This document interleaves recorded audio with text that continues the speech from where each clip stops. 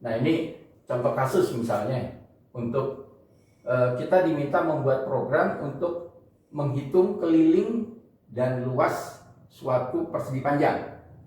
Nah, berarti kan kita masalahnya adalah kita diminta untuk membuat program yang bisa digunakan untuk melakukan perhitungan keliling dan luas dari suatu persegi panjang. Nah, kalau kita tidak tahu, maka kita bisa mencari orang yang tahu cara menyelesaikannya. Jadi programmer komputer itu tidak harus tahu semuanya.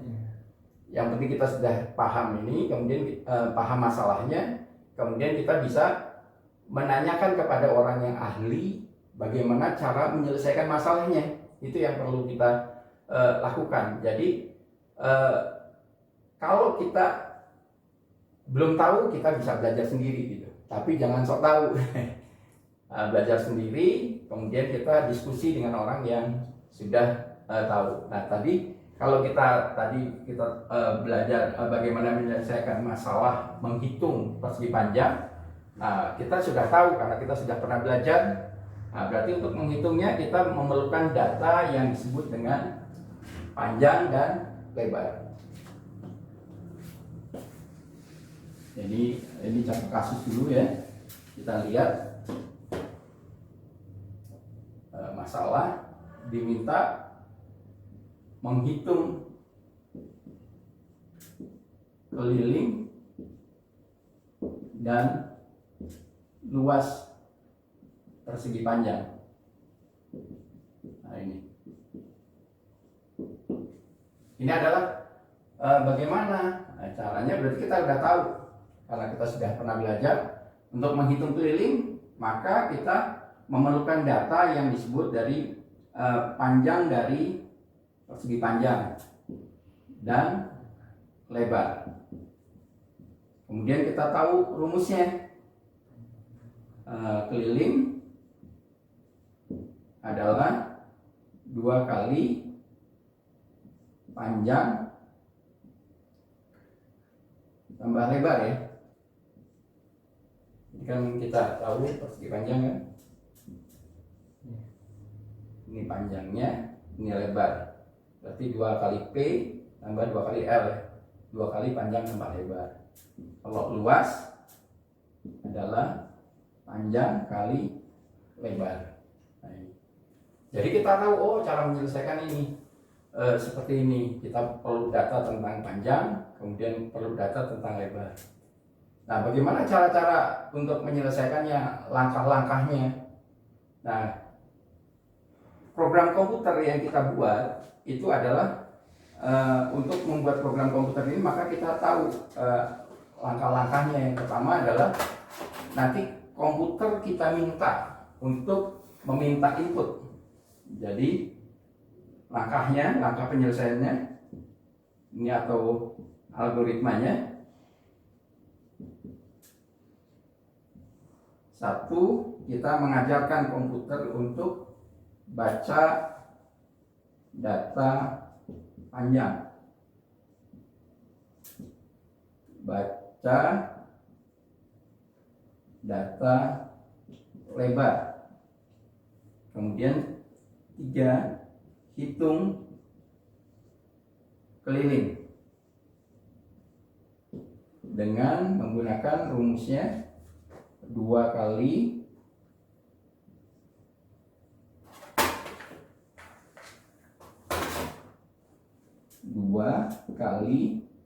panjang tambah lebar. 4, hitung luas sama dengan panjang kali lebar. Nah, ini adalah langkah-langkahnya.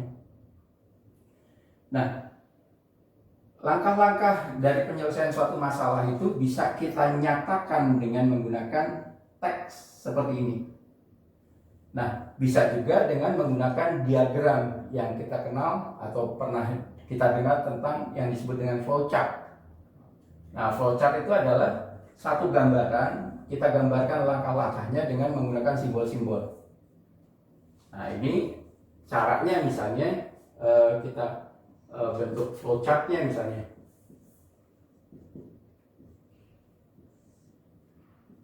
Mulai ini start, kemudian kita ngomong baca panjang, kemudian baca lebar, kemudian hitung keliling sama dengan 2 kali panjang tambah lebar, kemudian luas dihitung sama dengan panjang kali lebar, kemudian selesai. Berarti ini start end. Nah, ini cara menuliskannya seperti ini.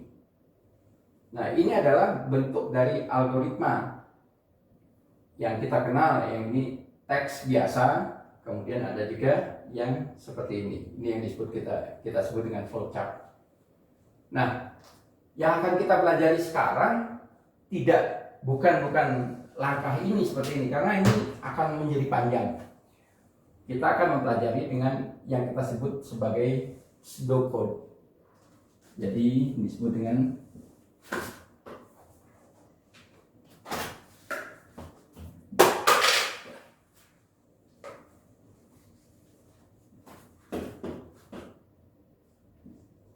ini pseudo code ya. Ini adalah bentuk dari algoritma yang mendekati program, disebutnya pseudocode. Jadi seperti code di sini, kalau kita bicara dalam pemrograman atau program komputer, code itu adalah kode program. Nah, pseudo itu seperti ini. Nah, ini kita akan mempelajari tentang bagaimana membuat pseudocode-nya. Jadi algoritma dari ini kita bisa sederhanakan dengan menggunakan pseudocode. Nah, jadi kita akan lihat kalau ini flowchart, ini tekstual ya bentuknya. Nah, kita punya algoritma dengan pseudocode ya. Nah, caranya kita menulis baca panjang, data panjang dengan menggunakan read panjang, read lebar. Nah, kemudian keliling diisi dengan 2 kali panjang kali lebar. 2 kali panjang tambah lebar. Luas diisi dengan panjang kali lebar. Nah, pernyataan yang ada di sini sekarang kita telan saja dulu. Nanti kenapa pakai ini seperti ini hanya nanti akan dijelaskan. Nah, tapi ini adalah bentuknya. Jadi bentuk algoritma yang menggunakan pseudocode. Kita lihat lebih simple ya, lebih sederhana. Apalagi kalau misalkan pakai flowchart, ini kita nggambarnya saja juga sudah repot ya. Nah, kalau ini sudah mendekati seperti program. Jadi nanti kalau kita belajar bahasa pemrograman Pascal atau bahasa pemrograman C, ini sudah mirip-mirip. Sudah mudah kita menerjemahkan algoritma ini ke dalam bentuk program. Oke.